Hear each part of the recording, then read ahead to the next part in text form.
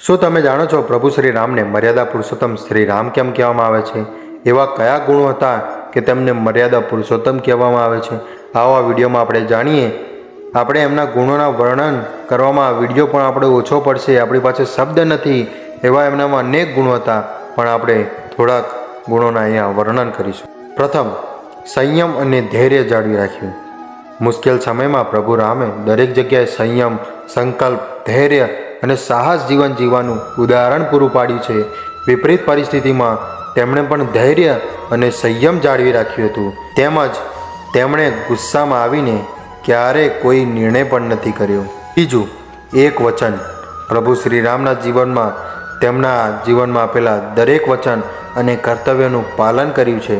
એવું કહેવાય છે કે ભગવાન શ્રી રામે પોતાના વચનનું પાલન કરતા તેમણે તેમના પ્રાણથી પણ વધારે પ્રિય ભાઈ લક્ષ્મણને પણ મૃત્યુદંડનો આદેશ આપી દીધો હતો.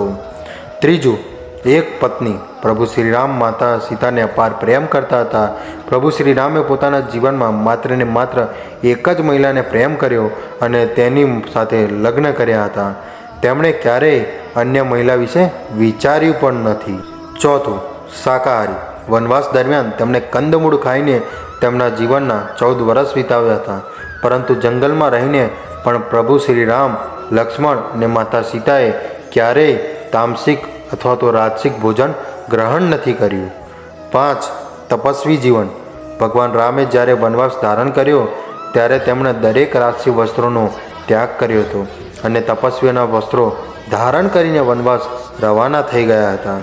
રસ્તામાં તેમણે જે મળ્યું તે ખાઈ લેતા અને જ્યાં રાત પડે ત્યાં સૂઈ જતા હતા. 6, સેવા અને સહયોગ. વનવાસ દરમિયાન તેમણે આદિવાસી અને વનવાસી લોકોના જીવનને સુધારવાનું કાર્ય પણ કર્યું છે.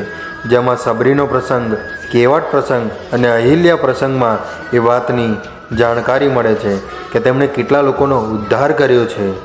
7, સૌનું સન્માન. પ્રભુ શ્રી રામ પોતાના જીવનમાં દરેકને સન્માન આપતા હતા. તેમણે દરેક સંબંધોમાં ખૂબ પ્રેમ, આદર અને શિષ્ટાચારથી નિભાવ્યા છે. તો મિત્રો, વિડીયો સારો લાગ્યો હોય તો આગળ શેર જરૂર કરજો. ચેનલને સબસ્ક્રાઈબ કરો કે ના કરો, વિડીયોને લાઇક કરો કે ના કરો, એનાથી મને કોઈ ફરક નથી પડતો. પણ આ વિડીયો જો સારો લાગ્યો હોય, જો મેં સાચું કહ્યું હોય તો આગળ શેર જરૂરથી કરજો પ્લીઝ. આપણા સનાતન ધર્મ માટે, આપણા હિન્દુ ધર્મ માટે આ વિડીયો ખૂબ અગત્યનો છે. આગળ શેર જરૂર કરો.